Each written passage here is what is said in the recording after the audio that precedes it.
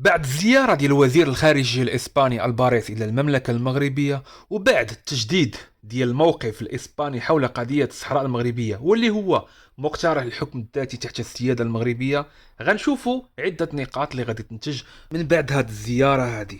وهنا غادي نتكلموا على ترسيم الحدود البحرية، وهنا غادي تكون واحد النقطة اللي غادي تردنا شوية للماضي وغتخلينا نتذكروا واحد الحدث تاريخي اللي كان وقع، واللي هو النزاع على قضية جبل تروبيك. وجبل تروبيك كنا كنعرفوا على أن عنده واحد القيمة كبيرة نظرا للمعادن اللي هو تحتويها، بينما الخطة ديال المملكة المغربية باش تزيد إلى الأمان وباش تنمو وباش تكبر من الاقتصاد ديالها نظرا لعدة مجالات اللي المغرب كتخدم عليها، فهنا غنقيسوا واحد المجال اللي هو أساسا به باش المغرب بدا كيتعرف، واللي هو المجال أو القطاع ديال السياحة. وهنا غنشوفوا اخبار اللي غادي تفرح كل مواطن مغربي، وغنعرفوا بالضبط وغادي نحيدوا الشكوك لكل من هو كان تيتساءل فاش المغرب كان تيخطو واحد الخطوه الى الامام، او كان تيعقد صفقه مع شي دوله، او منين كان تيروج لشي حاجه اللي هي داخله في اطار الترويج الداخلي ديال المملكه المغربيه. كانوا شي ناس اللي هما ما فاهمينش الرؤيه ديال المغرب، وكانوا تيبداو ينتقدوا شنو حنا عندنا من هذا الشيء كامل وشنو مستافدين. غنشوفوا حتى هاد النقطه اللي هي جد مهمه، وهناك اخبار جد ساره. وغنتكلموا على الجزائر المسكينه الضعيفه اللي دائما كتلقى الصفعات، ومازال الشعب مسكين ناس وما عارف شنو واقع عليه. وقبل ما نشوفوا هاد التفاصيل تنقول لكم دائما السلام عليكم ورحمه الله. شكرا لكم على الدعم، على التعاليق الجميله. الناس اللي كانت كتسول على الغبور ديالي او على الغيبه ديالي، فهذا كان ترجع المسائل اللي هي عندها علاقه بالعمل ديالي هنا في المانيا، والمسؤوليه اللي عندي على الشغل ديالي. ثم القناه ديالنا كانت لقات جوج ديال المخالفات بسبب تخربيق ديال والو. راكم كتعرفوا هذا الموضوع دائما وحنا من الاول الحمد لله كنهضروا فيه.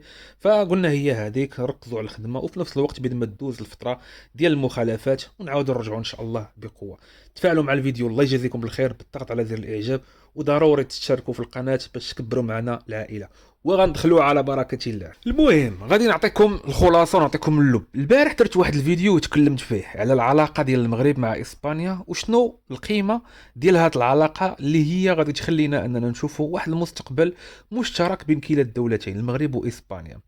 وتكلمت على واحد النقطه اللي جد مهمه، واللي هي المونديال، وان المونديال 2030 فهو واحد الحدث تاريخي اللي غادي يرجع بمنافع كبيره للكل من المغرب واسبانيا والبرتغال ايضا.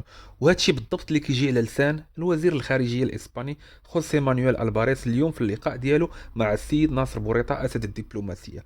يعني هذا كان غير تذكير بسيط اللي تيخلينا نعرفوا على اننا هنا كنا كمغاربه فعندنا واحد الرؤيه الحمد لله دبلوماسيه متوسعه اللي كتخلينا نعرفوا كيفاش الخطه اللي المغرب غادي بها، وكيفاش الرؤيه ديال الدوله اللي كتعامل مع المغرب، وشنو هما الاهداف اللي كتحاول تفيزي فيهم العلاقه ديالهم مع المغرب. وهذا هو اول نقطه، او هذه هي اول نقطه اللي المغرب عارف راسو مزيان شنو هو الثقه اللي عنده، واللي هو الحدث ديال المونديال.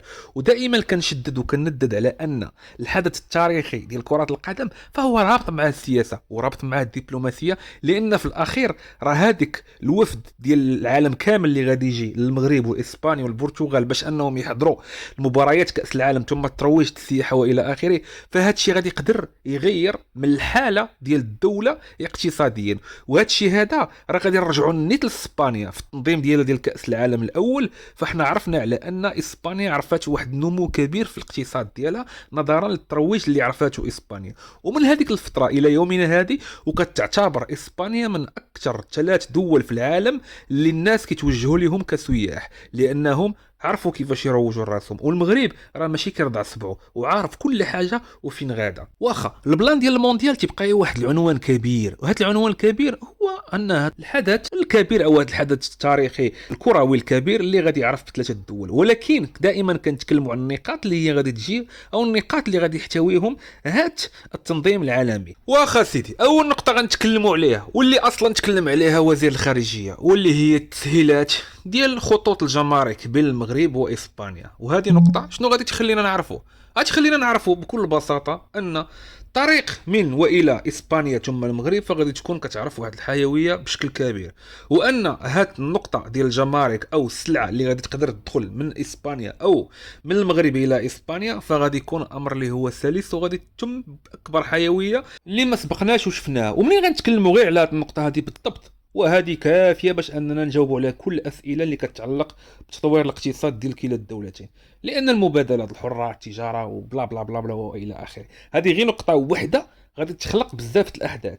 ثم هناك المشروع اللي كيتدرس حاليا بين المغرب واسبانيا باش انهم يديروا القنطره اللي غادي تكون كتربط بين المغرب وبين اسبانيا، والامر اللي غادي يسهل ايضا باش ان سواء المواطنين المغاربه اللي تعيشوا في الديار الاوروبيه باش يدخلوا للمغرب يكون عندهم واحد السلاسه اللي هي جد جد جد كبيره، لاننا كنعرفوا ان الباطو فهو بكل بصراحه واخا على انها يعني وسيله نقل اللي هي مريحه والى اخره، الا وانها كتعجز بزاف الناس. مثلا واحد اللي كان تعيش في اسبانيا واللي غادي يقدر انه يجي للمغرب 2 أو 3 المرات في العام، فالقنطره هذه تقدر تخليه على انه يقدر يجي مثلا مره في كل شهر او مره في كل شهرين على الاقل، وهذا الشيء غادي يخلي على ان العمله الصعبه تدخل للمغرب.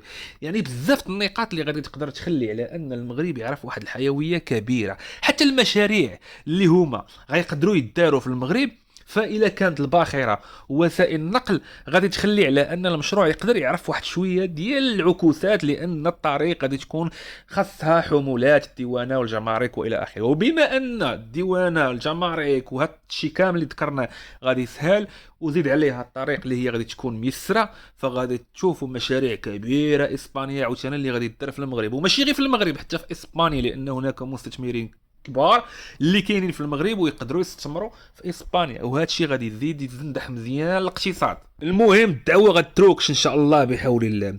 واخا نزيدوا دابا لواحد النقطه اللي هي مهمه باش نختصروا شويه البلان. هذه القضيه ديال ترسيم الحدود البحريه حنا كنا كنعرفوا على ان كان دايره واحد التوتر بين المغرب وبين اسبانيا، ولدرجه ان شفنا المغرب كان تفرض بعض الشروط على الصيادين الاسبان في المياه الاقليميه ديال المغرب. ولكن هذه المره هذه فالمغرب مع اسبانيا دايرين واحد الخطه ديال ترسيم الحدود البحريه، والمغرب ثقوا بيا راه ما غاديش يتفرط لهم في القضيه ديال جبل تروبيك، لان حنا عارفين واسبانيا ما غاديش تقدر تحرم علاقتها مع المغرب، لان اساسا القضيه ديال سبته ومليليه وعارفه راسها اسبانيا الا مشات درت العصافر الرويضه مع المغرب في قضيه جبل تروبيك فالمغرب غادي يعاود يدير معها العصافر الرويضه، وهاد المره ما غاديش يقجا غير بالاقتصاد، لا غيمشي ليها لسبته ومليليه، لان حنايا اصلا هاد النقطه هذه راه مازال ما ناسينهاش.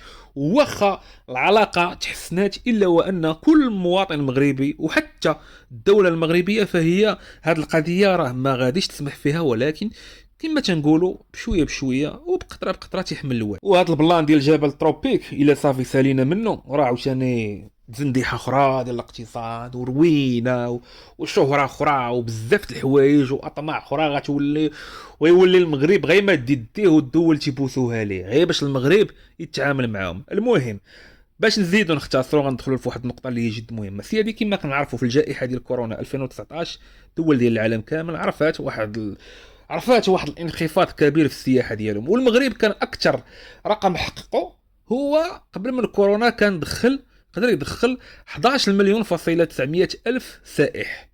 ولكن هاد المره هذه المغرب غادي يقدر يحقق واحد الارتفاع وغادي يباطي الريكورد ديال المره اللي فاتت، وغيقدر يدخل تقريبا 14 مليون سائح في خلال 11 شهر اللي داز ديال سنه 2023، وبالضبط 13 مليون و850 الف تقديريا ديال السياح اللي دخلوا للمملكه المغربيه.